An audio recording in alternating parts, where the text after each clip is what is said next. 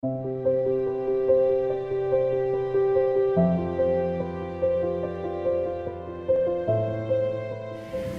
avons enregistré dans nos dossiers en 2018 446 décisions de justice, civiles ou pénales, contre 612 avis rendus par les commissions de conciliation. C'est dire l'engouement des demandeurs pour cette voie amiable, non contentieuse, qui présente les particularités d'être gratuite pour les demandeurs et beaucoup plus rapide que les décisions de justice. Alors, en ce qui concerne ces décisions de justice, c'est 446 décisions de justice, 12 décisions pénales et tout le reste, donc la très grande majorité des décisions qui sont des décisions civiles.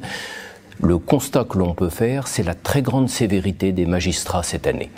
Une très grande sévérité qui se rencontre d'une part dans les décisions de condamnation, le pourcentage de décisions de condamnation, et d'autre part dans les montants d'indemnisation qui sont alloués aux demandeurs.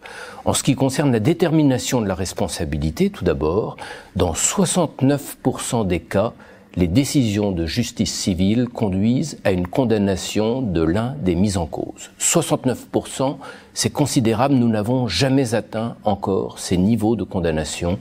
Et l'an dernier, par exemple, 64% seulement des décisions de justice civile conduisaient à une indemnisation et à une condamnation. En ce qui concerne maintenant les montants d'indemnisation, ils représentent par rapport à l'année dernière une augmentation de 24%. Et des dossiers extrêmement lourds sont rencontrés dans nos dossiers. Nous avons enregistré 4 dossiers avec des indemnisations supérieures à 3 millions d'euros. Et dans un cas, pour un médecin généraliste, le montant de l'indemnisation qui résulte de la décision de justice aboutit à une condamnation de plus de 10 millions d'euros.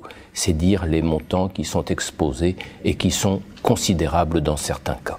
Sur les 612 avis rendus par les CCI, ce que l'on constate, c'est une proportion complètement différente par rapport aux décisions de justice, puisque à quelques dossiers près, nous constatons autant d'avis CCI qui concluent à la faute et donc qui obligent l'assureur du professionnel de santé mis en cause à indemniser le demandeur, et autant d'avis qui concluent à l'aléa médical, à l'aléa thérapeutique, et donc à une indemnisation par la solidarité nationale.